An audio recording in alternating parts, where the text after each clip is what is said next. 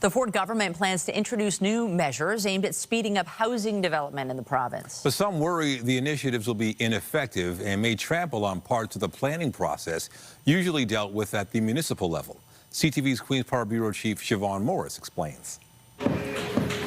With Ontario falling further behind on its goal of building 1.5 million homes by 2031, the government's taking another crack at kickstarting the effort. It takes too long and it costs too much to get shovels in the ground.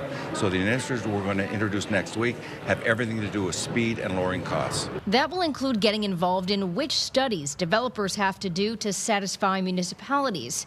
And there will be changes to the development charges builders pay.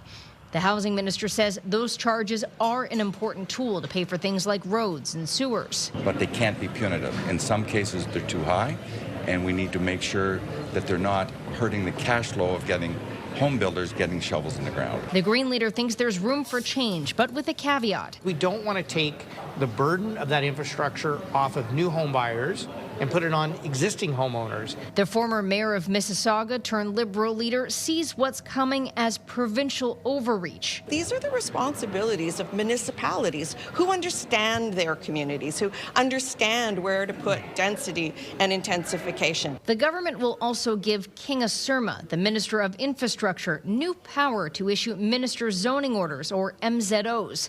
They allow development proposals to skip some parts of the planning process, usually hammered out at the municipal level. This minister has a terrible track record. I don't think she can be trusted with that power. I'm very deeply concerned about it. Minister Flack insists there will be a backstop. The MZO due diligence will still be done in my ministry, so it's about speed and getting shovels in the ground faster. In December, the Auditor General slammed the way the government's been issuing MZOs, saying more than 100 were approved through an ad hoc process, and in many cases, they didn't accelerate construction at all.